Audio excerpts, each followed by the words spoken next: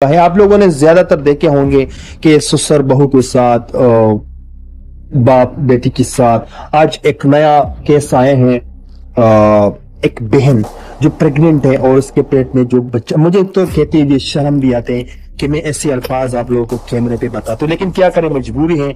Main वजह हम में दीन की कमी है कि ये कह रहे कि मेरे पेट में जो बच्चा है मेरे भाई का है, कि मेरे पेट में जो बच्चा है मेरे भाई का है।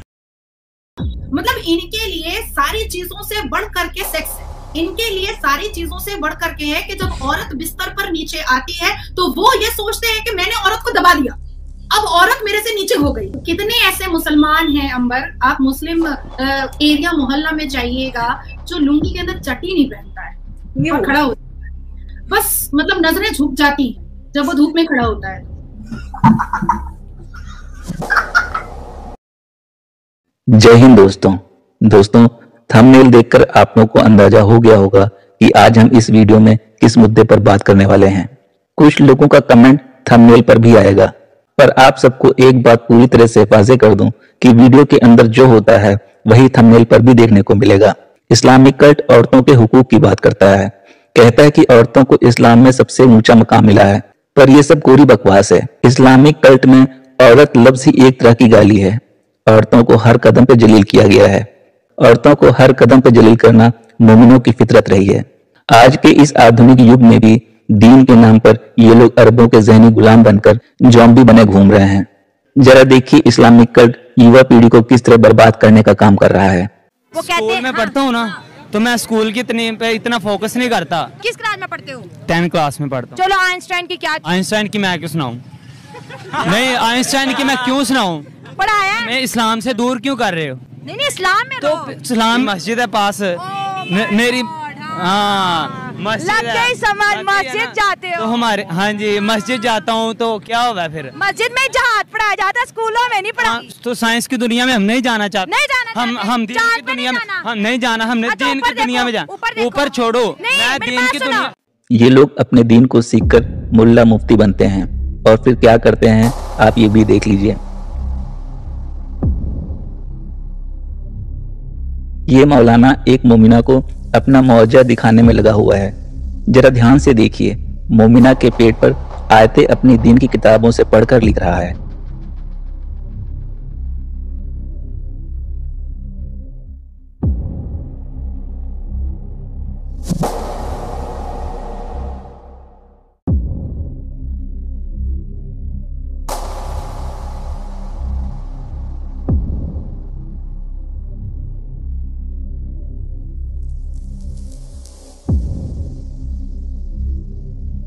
ये लोग मोमिनाओं को दूसरों की नजर से बचाने के लिए काले टेंट में बंद करके रखते हैं। इसके बाद भी एक्स्ट्रा बुरी नजर से बचाने के लिए वीआईपी ट्रीटमेंट भी करते हैं।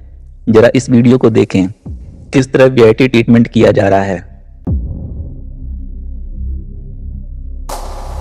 इस क्लिप को देखकर मोमिन अपने दीन पर और भी फोकस करने लगेंगे और ऐसे ही औरतों को बुरी नजर से बचाएंगे।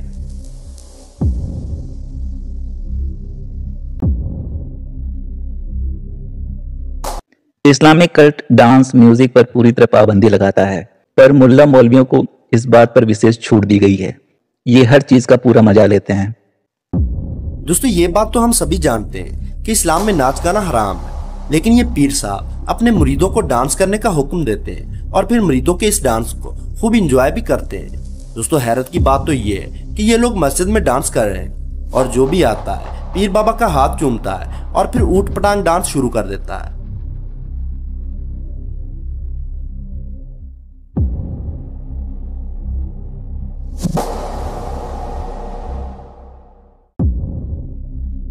दोस्तों अब हम आपको मिलवाते हैं करंट वाले बाबा जी से, जो लोगों को करंट का झटका देते हैं और फिर इस आदमी की सारी बीमारी दूर हो जाती है और देखने वालों को ऐसा लगता है कि ये पीर साहब अपने मरीदों को चार्ज कर रहे हैं।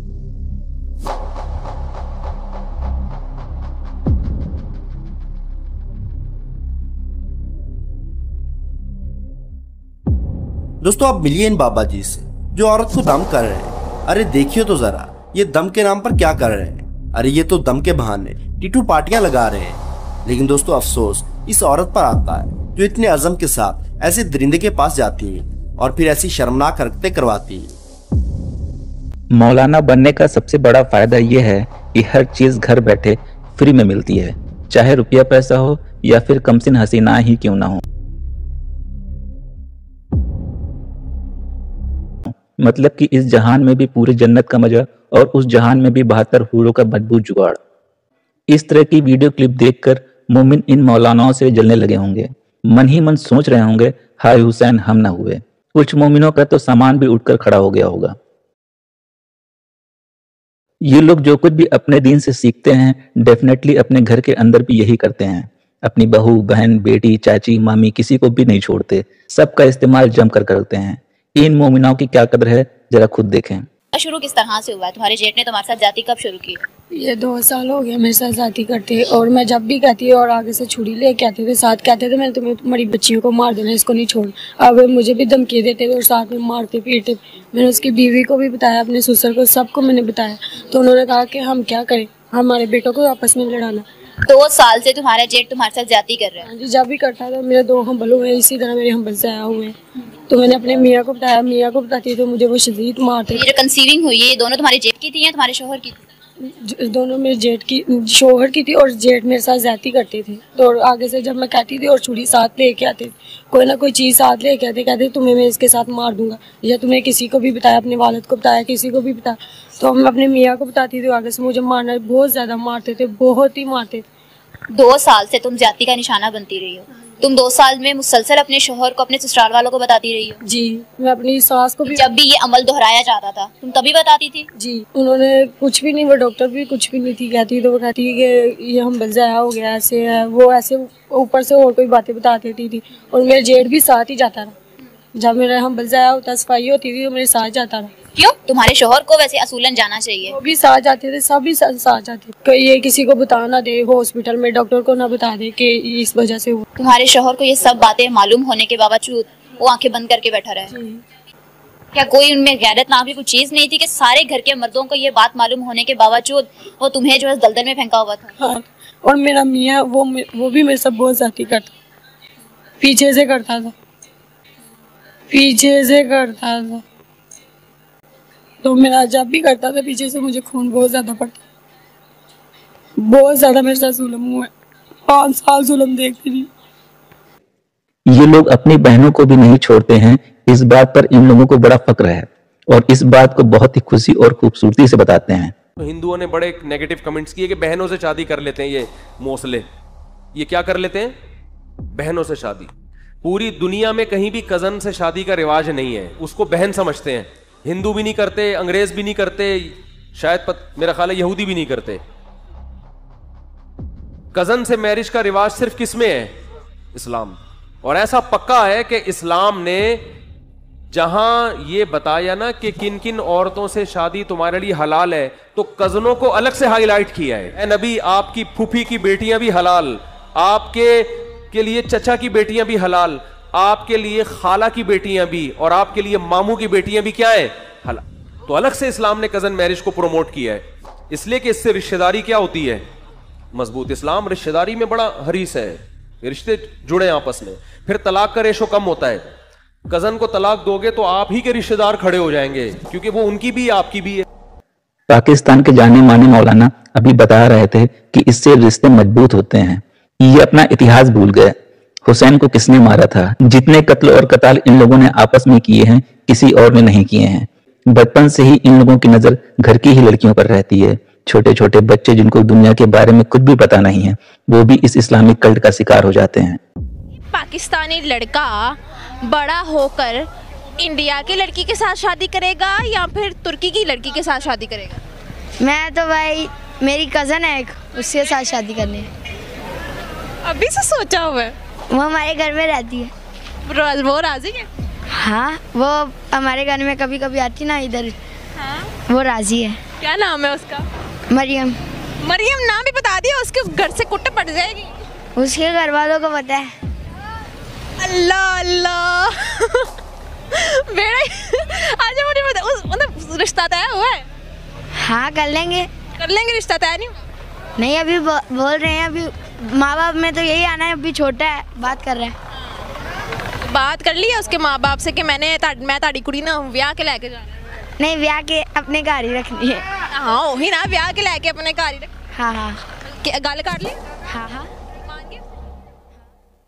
शुरू से ही जब ऐसी गंदी सोच एक बच्चे के दिमाग में रहेगी तो इसका अंजाम क्या होगा, जरा ये भी देख लें। तो यहाँ पर एक सिस्टर मेरे साथ मौजूद है, इसकी माँ है और साइड में इसकी दूसरी बहन है। कैमरे के पीछे इनके वालिद, इनके भाई सब खड़े हैं।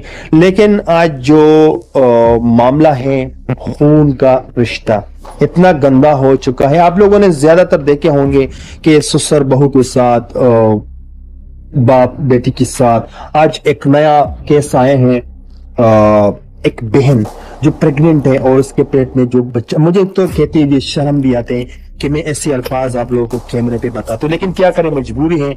मेन वजह हम में दीन की कमी है। ये कह रहे कि मेरे पेट में जो बच्चा है मेरे भाई का है, तो मेरे पेट में जो बच्चा है मेरे भाई का है। लानत है तुम लोग पे, लानत।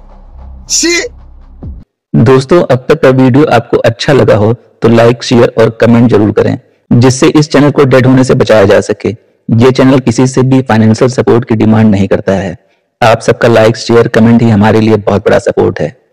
आइए अब देखते हैं देश की बेटी नाजिया इलाही खान, जो खुद एक मुस्लिम है, वो क्या कहती हैं। ये तो कुरान और इतिहास गवाह है कि ये मुसलमान मर्दों ने कभी भी औरतों को इज्जत दी ही नहीं है। इनके हिसाब से इनका जो फैब्रिकेट, इनका जो झुट्टा लुच्चा हदीस बना हुआ है, उस हदीस के हिसाब से तो मुसलमान औरतें कभी मुकम्मल पाक भी नहीं होती हैं। क्यों नहीं होती हैं? क्योंकि हमको पीरियड्स होता है, तो ये पीरियड्स तो थोड़ी हमने तोहफे में ले लिया है, या हमने नॉक थोड़ी किया था कि हेलो हेलो हमको पीरियड्स दे दीजिए। हमने तो किया नहीं था, ये तो कुदरत ही है, ये तो कुदरत ने दिया है हमको, हम इसमें क्या कर सकते हैं।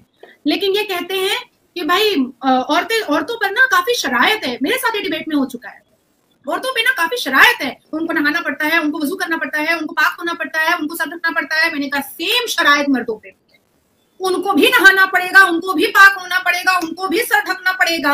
और कुरान कहता है जेंडर इक्वालिटी के बारे में, तो आप आए कहां से जेंडर इनइक्वालिटी के बारे में? फटाक करके उसने कहा ये तो आरएसएस की दलाल है। मैंने कहा क्यों, आपने बिस्तर पर देखा था क्या? आपने देखा था अपनी नजरों से? तो चुप हो गया।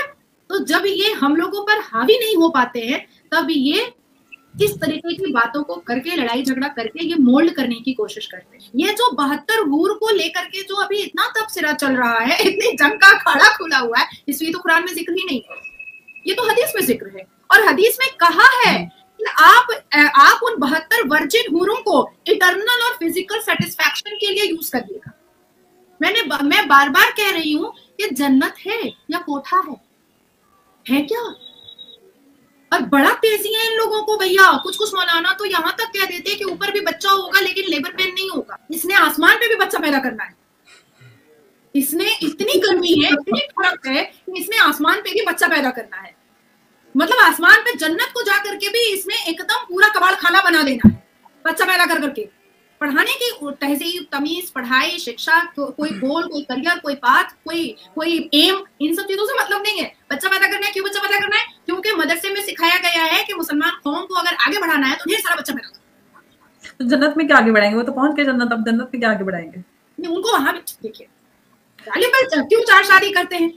क्योंकि 4 सेक्स टॉय चाहिए होता है। क्यों उनको ऊपर में 72 हूरें चाहिए? क्योंकि 72 वर्जिन सेक्स टॉय मिलेगा। मतलब इनके लिए सारी चीजों से बढ़ करके सेक्स है। इनके लिए सारी चीजों से बढ़ करके है कि जब औरत बिस्तर पर नीचे आती है तो वो ये सोचते हैं कि मैंने औरत को दबा दिया, अब औरत मेरे से नीचे हो गई है। तो ये उनका मेंटल सेटिस्फैक्शन है। 72 हूर के बारे में तो, और ये वर्जिन खूबसूरत महिलाओं के बारे में, कोठा और चकला के बारे में तो बोला ही नहीं है कुरान ने। मतलब ये अपने हमारे नौजवानों को, मुसलमान कम्युनिटी के नौजवानों को ठरक की तरफ आगे बढ़ा रहे हैं, लेकिन एजुकेशन की तरफ एक बार भी नहीं कहते हैं कि काइंडली आप लोग इकरा फॉलो करें। मैंने कई बार बोला है कि भैया हम लोग के बारे में भी कुछ हदीस लिखते हुए कुछ सोच लेना चाहिए कि औरत को क्या मिलेगा। माँ कसम, मैं तो मतलब इतनी बड़ी फैन हूँ ब्रैड पिट की कि मैंने कहा कि तुम लोग 72 रखो, मेरे को सिर्फ एक ब्रैड पिट दे देना।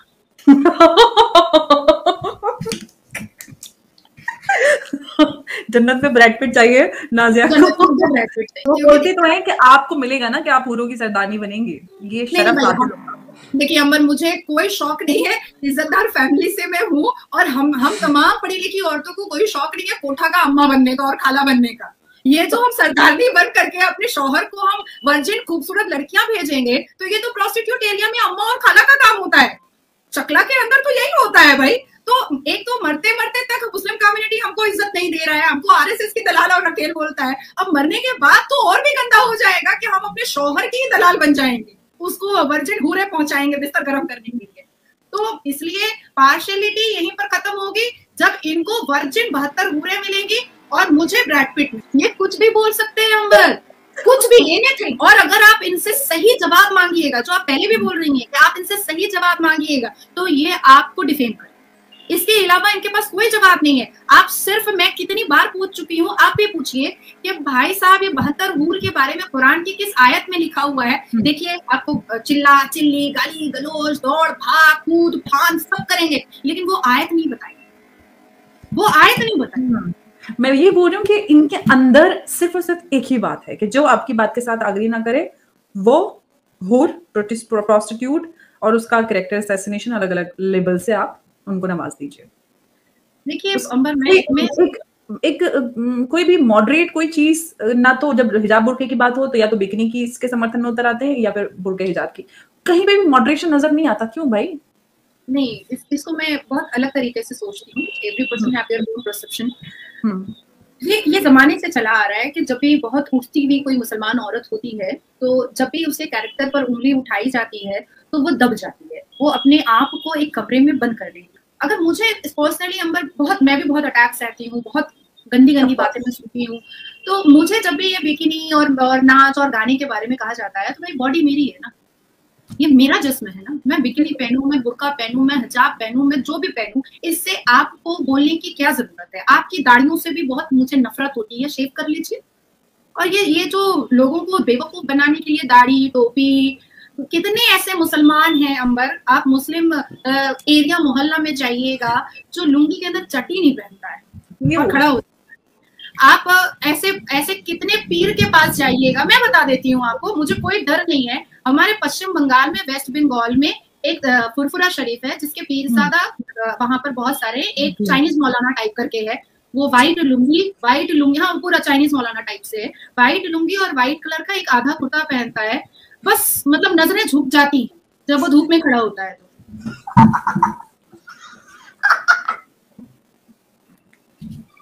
तो सोचिए कि कितना गुनाह कर रहे हैं दाढ़ी टोपी रख करके, और ये हमको कहते हैं कि तुम बहुत खराब हो। तो ये जो इन लोगों ने प्रोपेगेंडा बनाया है ना कि हम झूठे एलिगेशंस रखेंगे तो लड़कियां जो है ना वो इमोशनली ब्रेक डाउन होंगी और वो अपने कदम को पीछे कर लेंगी और फिर से वो मर्दों का राज आ जाएगा। अंबर, यही चीज को हमको तोड़ना है, हमको इसी चीज को खत्म करना है कि तुम मुझे जितना भी नंगा कर सकते हो तुम करो, हम अपनी जुबान को खामोश नहीं करेंगे।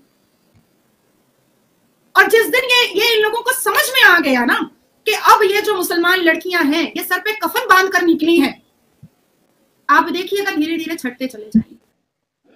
तो देखा दोस्तों, यही है असली इस्लाम। आपने अभी तक हमारे चैनल को सब्सक्राइब नहीं किया है तो प्लीज कर लें, साथ में बेल बटन भी दबा दें, जिससे हमारी आने वाली वीडियो लगातार आप तक पहुंचती रहे। हम आगे भी इसी तरह इस्लाम को एक्सपोज करते रहेंगे। वीडियो अच्छा लगा हो तो लाइक, शेयर और कमेंट जरूर करें। इस्लामिक कल्ट से बचें, अपना ख्याल रखें। जय हिंद, वंदे मातरम।